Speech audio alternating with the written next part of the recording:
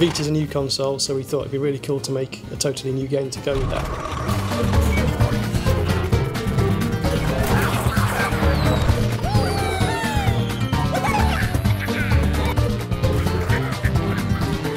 Because Little Deviants is made up of a series of different levels that play in different ways, we've had to be very conscious about what's a good user experience. So the things you see in the final product for Little Deviants, they've all been really well tested and proven to be kind of exciting new ways to play. The Vita adds a new way of interacting. It brings you closer to the action and makes you feel part of the environment. We all used to work at Codemasters, the four of us, myself, Simon, John, Chun, and there just came a point where we decided, we'd kind of had enough. And a little bit after that, we had this big grand idea of starting a studio. Big started, it was about 10 years ago, it was 2001. The first game we made was Pursuit Force, which was a kind of innovative game for the PSP when the PSP was new. We wanted to bring Hollywood to the small screen, I suppose. We took a lot of inspiration from every action movie that's fast-paced and bullets flying and lots of vehicles. We did a sequel to that, and we took a really good PS3 game, MotorStorm, and brought that to the PSP. So, we were on handheld that whole time, so that kind of led us to being at the forefront of development when Vita came along. A few years ago, the bosses of Sony approached us and said, we've got this really cool idea for a new console. It's got all these great new interfaces like front touch, rear touch, it's got cameras on the front, cameras on the back, really good gyros. What can you do with it? I was very excited, I must admit. I am a bit of a tech geek, so any kind of technology does excite me, but this more so than any others because of all the different hardware features that you don't even see on a lot of console platforms, let alone a handheld device. We were just amazed at the possibilities. Little Deviants is a game that we designed around the Vita console, but it focuses on these characters called the Deviants. They've crash-landed from outer space on this weird square planet, which is a bit like the Earth, but square.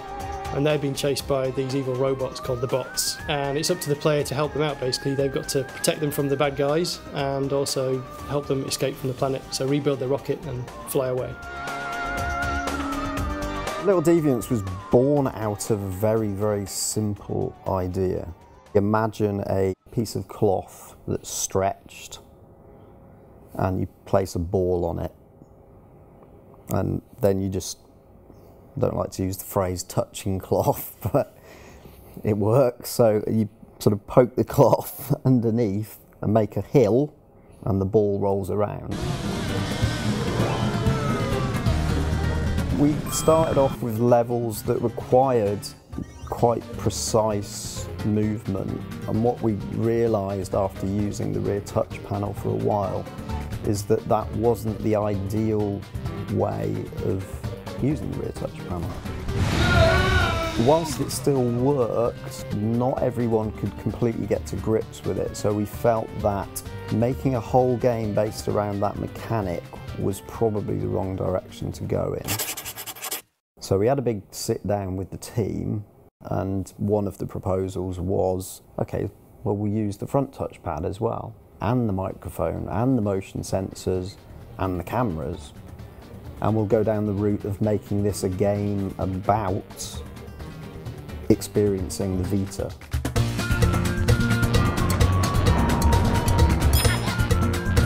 We didn't really want to present Little Deviants as a bunch of mini-games. We want it to be a flowing, story-based experience. When you start off, you've only got a few levels available, you progress through the story, you unlock new levels, and eventually you end up helping the Deviants get rid of the evil bots and escape from the planet. The augmented reality games make use of the rear-facing camera. So when you're playing a game, what you're actually seeing is the environment that you're in on the screen with the various game elements overlaid on top. So it looks like the actual game itself is actually invading your world. The game's played in a full 360-degree arc. You're in there, immersed with them, interacting with them. Great lot of fun and very, very frantic. With the original concept, the Deviants started out as just ball-shaped characters.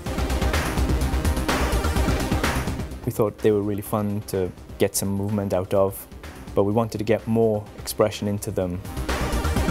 We sort of asked for being able to have a body for the Deviant so that they could actually move around by themselves, which could show off the different personalities of all the Deviant types. We showed it to a few people and it was kind of good, but they were a little bit too scary. So we had another look at it and decided to go through and make them cuter. The Goofer, he's the social Deviant.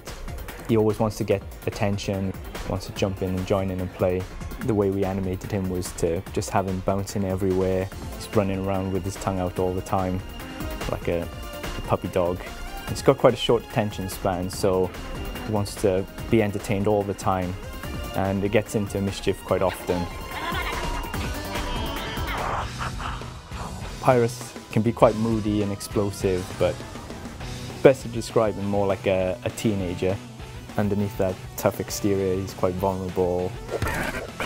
Nucleo is this hyperactive, crazy-eyed, slightly mad Deviant. He loves breakdancing. The Blobber, he's like the baby of the family. He's very naive, he's very cute, always joyful, because he's made of sort of a jelly type thing. He's indestructible, which comes in handy when there's bombs coming along. The Froster Deviant, he's kind of the older, wiser Deviant who worries a lot, slightly clumsy. Because he's made of ice, he slides around a lot and loves opera music. He's in a big auditorium and the zombies don't like him very much and they're throwing bottles at him. The players got to sing different pitches of notes to actually fire notes and smash the bottles. We had to have a separate room for the testing of the Opera Deviant game because my singing's not that great, I must admit.